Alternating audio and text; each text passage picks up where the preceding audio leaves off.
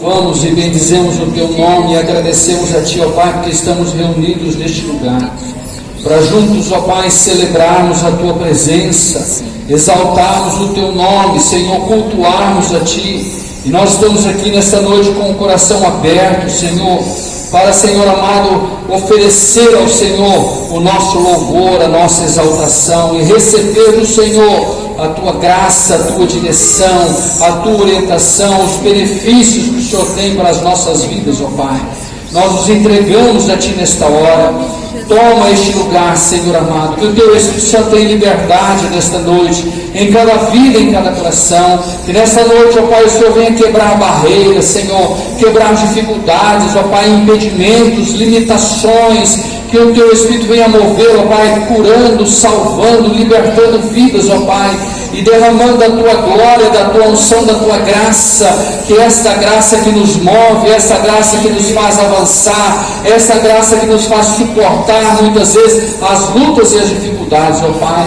Obrigado, Senhor. Nós nos entregamos a Ti nesta noite, nós nos rendemos aos Teus pés, nós Te adoramos, nós Te exaltamos, nós Te glorificamos, ó Pai. Bendito aquele que vem em nome do Senhor. Santo, santo, santo é o Teu nome, ó Pai. Toda honra, toda glória seja dada a Ti, Senhor. Te adoramos, ó Pai, Te exaltamos e Te agradecemos por tudo, Pai, em nome de Jesus. Amém, Senhor. Amém. Você pode aplaudir Jesus Cristo.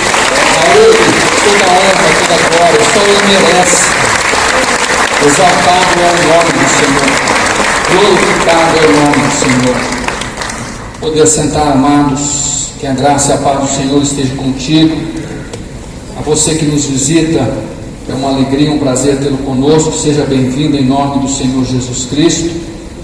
Que você seja poderosamente abençoado por Deus, envolvido pela graça suprema do Senhor Jesus Cristo através do Espírito Santo. Que Deus te conforte, sustente e que nesta noite você saia daqui edificado no Senhor. Eu quero compartilhar um trecho da palavra de Deus que se encontra no Evangelho de Lucas. São palavras de Jesus, Lucas capítulo 21, do verso 7 ao verso 19. Lucas 21, 7 a 19.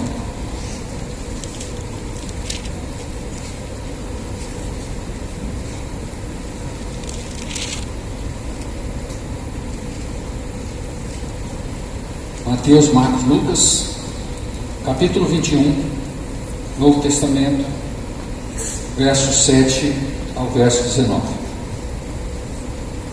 Perguntaram-lhe: Mestre, quando sucederá isso?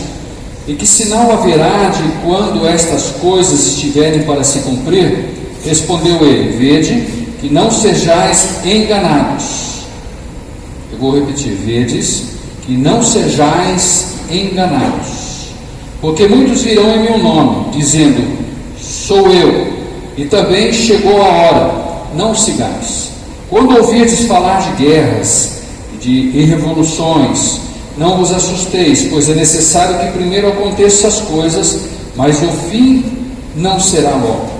Então lhes disse: levantar-se-ão nação contra nação, reino contra reino, e haverá grandes terremotos, epidemias, fome em vários lugares, coisas espantosas e também grandes sinais no céu. Antes, porém, de todas essas coisas, lançarão mão de vós e vos perseguirão, entregando-vos às sinagogas e aos cárceres, levando-vos à presença de reis e governadores por causa do meu nome. E isto vos acontecerá para que deis testemunho. Assentai, pois, em vosso coração, de não vos preocupardes com o que haveis de responder, porque eu vos darei boca e sabedoria, a que não poderão resistir, nem contradizer todos quantos vos opuserem. E sereis entregue até por vossos pais, irmãos, parentes e amigos, e matarão alguns dentre vós. De todos sereis odiados por causa do meu nome, de todos sereis odiados por causa do meu nome. Contudo, não se perderá um fio de cabelo da vossa cabeça. é na vossa perseverança que ganhareis a vossa alma. Alguma versão vai dizer paciência, eu não sei como está na sua aí, mas paciência e perseverança levam a mesma condição e o mesmo resultado. Versículo 19 eu quero repetir: é na vossa perseverança que ganhareis a vossa alma. Vamos repetir todos juntos esse versículo? É na vossa perseverança que ganhareis a vossa alma. Vamos lá de novo? É na vossa perseverança que ganhareis a vossa alma.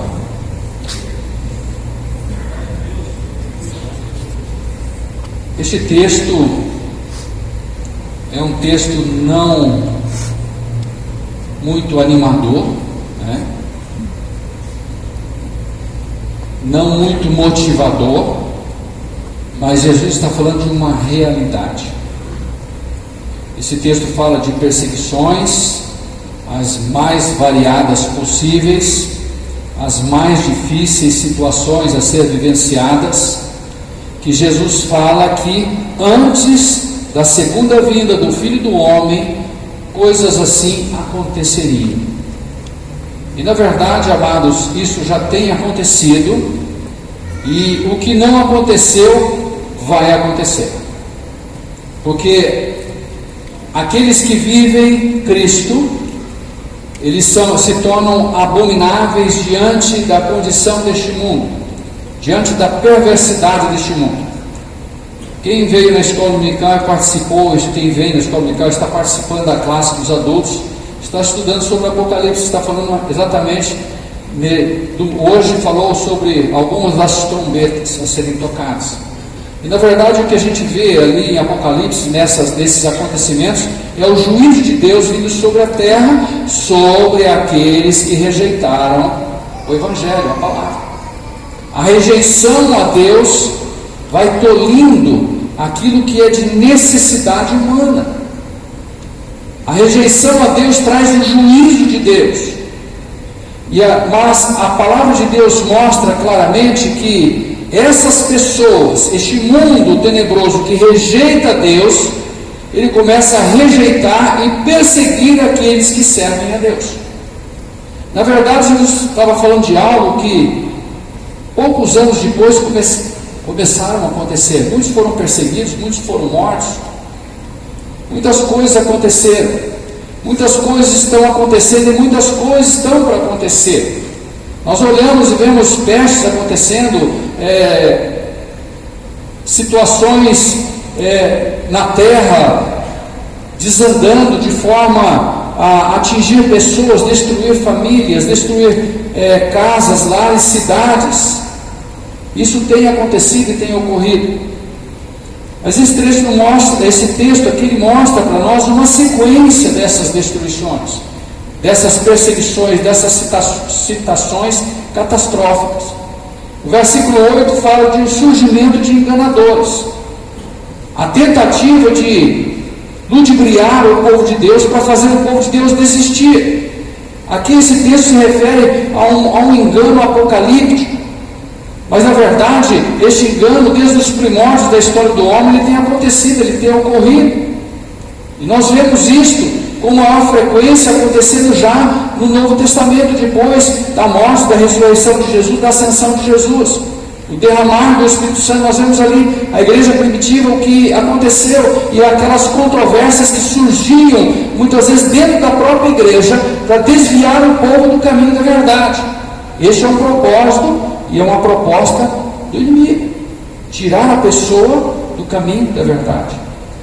O versículo 10 fala de guerras internacionais, nações contra as nações. Desde que o mundo existe, isso acontece. O versículo 11 fala de alteração das estruturas geológicas, terremotos, tsunamis, vulcões em erupções, tempestades temporais, abalos sísmicos, coisas que marcam realmente os sinais da vinda do Senhor, que se torna uma forma de perseguir, de combater muitas vezes a fé. Versículo 12 a 17 fala de perseguições. mais veementes, muitas vezes, que surgem dentro da própria casa, por um motivo, por causa, Jesus disse, do meu nome. Mas no versículo 18, existe uma promessa para aqueles que estão fundamentados na palavra. E no versículo 18 diz assim: contudo, não se perderá um só fio de cabelo da vossa cabeça. O versículo 18, ele mostra que diante das piores situações, das piores catástrofes, da pior condição que o planeta possa viver, aquele que está no Senhor, aquele que permanece no Senhor, Deus tem um compromisso de cuidado. Isso não quer dizer que essas pessoas não passarão por situações de dificuldades, não, isso não quer dizer isso, mas isso mostra que Deus tem uma aba de proteção sobre pessoas que assim caminham. Mas o versículo 19, ele nos dá uma alerta. E é sobre esse versículo 19 que eu quero falar hoje. Quando Jesus disse: é na vossa perseverança que ganhareis a vossa alma. Jesus fala de uma confirmação daquilo que Cristo faz na minha vida quando eu me disponho à ação de Deus, quando eu me entrego totalmente à ação do Espírito Santo, quando eu permito que Jesus Cristo, e o reconheço sendo Ele o meu Senhor e o meu Salvador. Isso vem quebrar muitas ideologias de facilitação do Evangelho. Nós estamos vivendo hoje em um Evangelho distorcido. Pessoas que acham que um dia ela teve uma experiência com Deus, um dia ela vivenciou Cristo na sua vida, um dia os seus pais o levaram na escola dominical, um dia ela confessou Jesus na sua vida, mas ela deu continuidade a uma vida dissoluta, longe de Deus, embranhada no pecado. Ela vai ser salva. O que Jesus fala aqui neste texto? É na vossa perseverança. O que é perseverar? É uma continuidade daquilo que se começa. Quando eu entrego a minha vida a Cristo, o Espírito Santo começa um processo na minha vida. Eu quero dizer para você nesta noite que a salvação é uma porta, é a primeira porta para a entrada de um relacionamento com Deus e uma vida com Deus, mas não é a única.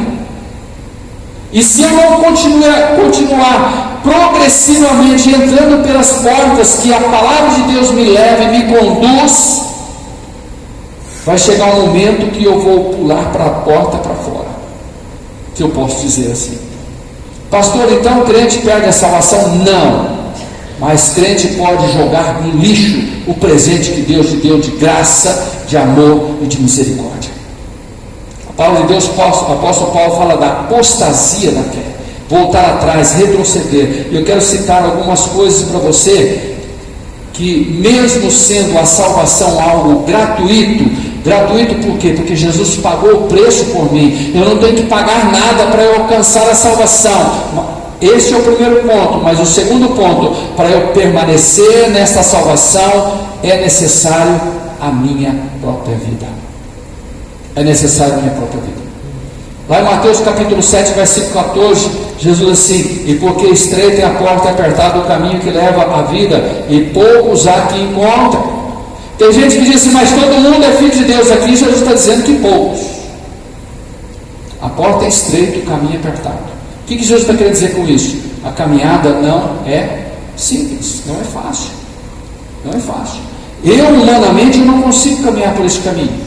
Você humanamente, você nunca vai conseguir caminhar por esse caminho. Se você não tiver a graça de Deus sobre a tua vida, se você não tiver um relacionamento com Deus, uma vida com Deus, você não trilhará por este caminho. Porque Jesus diz que estreita é a porta e apertado o caminho, e não são muitos que entram por ele. Dizer que a voz do povo é a voz de Deus é a maior mentira do inferno.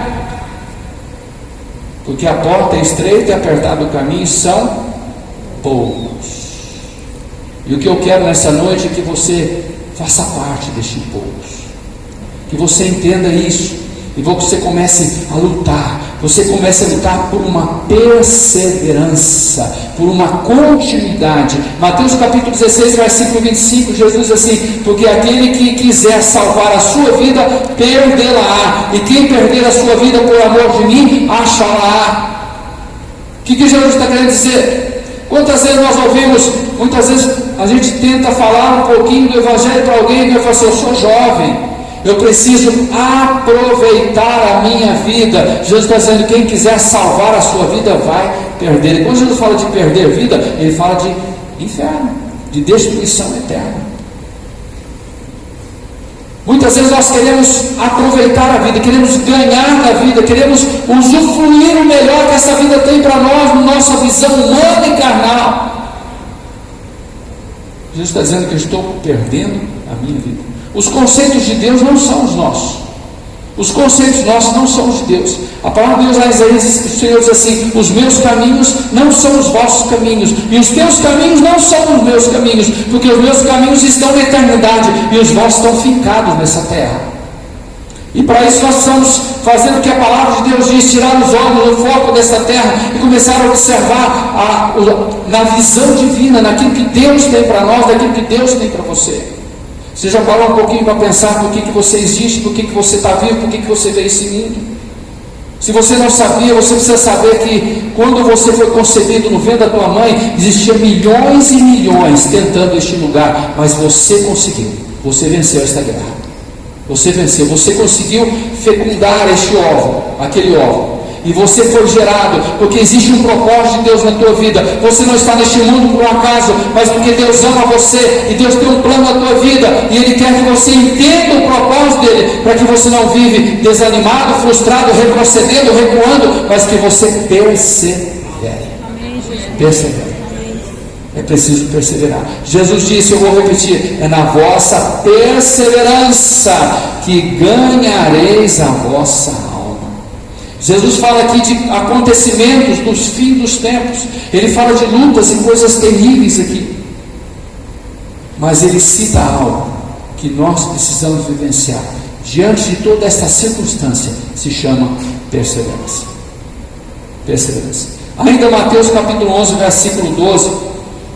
Jesus assim: desde os dias de João Batista até agora se faz violência ao reino dos céus, e pela força se apoderam dele. Pela força. Para nós adquirirmos força, nós temos que ter maturidade. Quem tem mais força? Um bebezinho de 1 ano ou uma pessoa de 30? Maturidade, crescimento, desenvolvimento. Nós precisamos crescer na nossa vida, crescer no nosso relacionamento com Deus, crescer em intimidade com Deus. Então entendemos que para se conquistar o reino de Deus não é apenas uma decisão momentânea por Jesus e na sequência uma vida desregrada. Pessoas muitas vezes brincam com Deus, se entregam ao Senhor, se colocam diante do Senhor, fazem uma aliança com Deus, depois voltam a viver a vida velha, viver o pecado, viver a maldição. E acham ainda que Deus está provando aquilo, que Deus está abençoando, e começam a arrumar desculpas, subterfúgios: mas eu vou, mas eu... Não importa, o que importa é agora, meu irmão, porque se hoje pedir a tua alma, o que tem preparado, para quem será? É isso que Deus disse. A parábola de Jesus, aquele homem rico que fazia tudo para o seu bem-estar, mas esqueceu do principal. Hebreus capítulo 10, versículo 36, um verso bastante interessante. O autor dos Hebreus escreve assim: porque necessitais de perseverança, uma versão diz paciência, para que depois de haverdes feito a vontade de Deus, preste atenção, possais alcançar a promessa. O propósito nosso, acima de tudo, em fazer a vontade de Deus, é conquistar a promessa. É conquistar a promessa. Você que é funcionário, você faz a vontade do patrão. Qual é o teu objetivo? Final do mês, continha no banco, dinheirinho, né? Esse é o propósito. O patrão falou: eu resolvi, mudei de ideia, você vai trabalhar para mim, mas eu não vou te pagar mais. Bela proposta, né? Já pensou? O que você vai fazer? Vai continuar lá como escravo voluntário? Pois é. Nós realmente buscamos a recompensa disso. A recompensa do relacionamento com Deus não é apenas na eternidade, mas a eternidade diante desse período de vida nosso não é nada aqui. Então nossos olhos estão focados na eternidade, mas a promessa de Deus também é para os nossos dias de hoje. Não uma promessa sem lutas, sem problemas, sem dificuldades, mas uma promessa de vitória sobre cada situação, de vitória sobre cada situação. Por que perseverar? Por que a necessidade de perseverar? A todo momento somos tentados a retroceder. Tem alguém aqui que não passa por tentação? Tem alguém aqui que não é tentado? Se tem, me dá a receita, né? Os patriarcas da Bíblia, os apóstolos, ninguém conseguiu dar uma receita para não ser tentado. Eu sei de uma receita para nunca mais ser tentado. Alguém arrisca? É morrer. Alguém quer morrer para não ser tentado? Enquanto nós somos tentados, é sinal que estamos vivos. Porque os desejos que existem em nós, estão impregnados em nós. E muitos deles foram colocados por Deus, não na questão perversa, mas o diabo pega esses desejos que Deus colocou em nós como seres humanos e ele perverte isso. Porque os desejos que Deus coloca em nós é para honrar e glorificar o nome dele, mas o inimigo perverte isso. E aí nós chamamos isto, e a palavra de Deus chama isso de tentação, uma sedução para tirar a vida do propósito, tirar o homem dos desígnios de Deus, da vontade de Deus, levar o homem a se rebelar contra Deus, se afastar, perder o relacionamento com Deus, perder a intimidade com Deus, sair debaixo da cobertura divina. Salmo 91 diz: aquele que habita no esconderijo do Altíssimo, a sombra do Onipotente descansará. O inimigo não quer ver você embaixo dessa sombra, ele quer tirar para que o sol da imundícia dele venha corroer a vida das pessoas. No texto que nós lemos, nós até dividimos aqui uma série de perseguições. Ele fala dessas perseguições. E nós somos induzidos a classificar a intensidade das perseguições, claro, baseado nos resultados. Não é isso que acontece? A gente baseia nos resultados para classificar aquilo que acontece na nossa vida. Então, se eu disser para você, o que é pior? É ser enganado ou sofrer um tsunami? O que é pior? Você ser enganado ou sofrer uma catástrofe, passar um terremoto e morrer nesse terremoto? O que é pior? Diante dos nossos olhos parece que o pior é a catástrofe, a morte. Mas se eu considerar o seguinte, que se eu estou em Cristo e eu sofrer um tsunami, um terremoto e eu morrer, a minha vida está salva em Cristo. Mas se eu for enganado e desviado dos caminhos do Senhor, a minha vida está perdida na condenação eterna. O que é pior? E muitas vezes nós não olhamos para aquilo que realmente nos atinge de uma forma de uma destruição permanente, eterna. Nós olhamos para as coisas momentâneas, nós estamos muito focados naquilo que é dessa terra. E é nessa condição de engano que mais nos preocupa, e aquilo que mais preocupou Jesus. Eu vou dizer uma coisa para você, você pode até se escandalizar. Deus não estaria nem um pouco preocupado se de repente esse telhado desabasse e todos nós morrêssemos. Ele não estaria nem um pouco preocupado, porque todos nós seríamos recolhidos no céu com Cristo. Amém? Mas ele estaria preocupado se isso acontecesse num ambiente onde não existissem pessoas lavadas pelo sangue de Jesus. Você entende isso? E muitas vezes nós não compreendemos isso. Nós estamos muito focados naquilo que nos atinge pessoalmente, nos agride pessoalmente. A palavra de Deus tem um versículo lá em Salmos que diz assim, que Deus tem prazer na morte dos santos, isto é, daqueles que são salvos.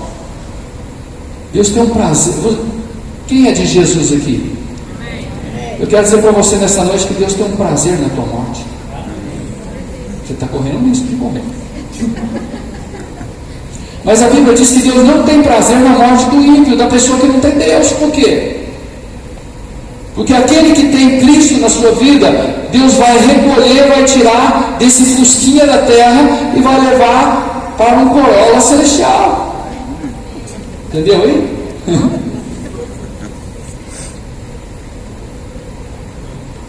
Agora aquele que está sem Cristo vai sair do fusquinha e não sei a classificação do que vai entrar. Então esse Deus não quer. Deus quer que ele se converta, que ele seja transformado, que ele seja moldado pela graça transformadora de Deus. O engano, ele não só mata o corpo, mas ele destrói a alma, ele destrói a vida da pessoa, ele conduz a uma eternidade decadente, destrutiva, destruída, para toda a eternidade, quer dizer, para todo sempre, para quem não sabe. Sem volta, sem remédio, sem solução.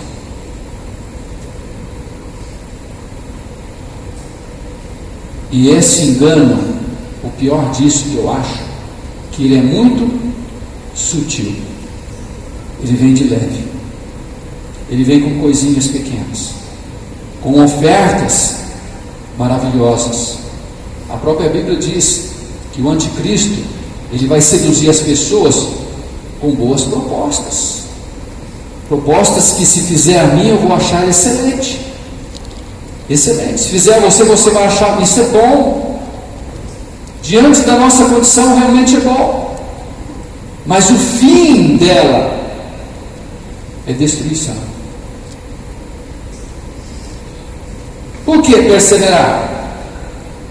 Pois é a perseverança que nos estabelecerá salvos em Cristo, garantindo a nossa alma em salvação. Romanos capítulo 8, versículo 1 e 2, assim: portanto, agora nenhuma condenação há para os que estão em Cristo Jesus, e que não andam segundo a carne, mas segundo o Espírito, porque a lei do Espírito de vida em Cristo Jesus me livrou da lei do pecado e da morte.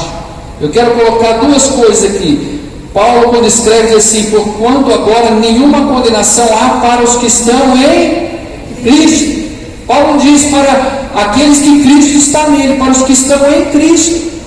É mais do que Cristo está. Porque quando Cristo está em mim, há uma possibilidade de eu comandar isso. Olha, irmãos, nós vivemos em um mundo manipulador, onde o espírito de Jezabel age de uma forma tremenda, horripilante. As pessoas querem manipular Deus. É sério. Com coisa que fosse conseguir. Deus está comigo.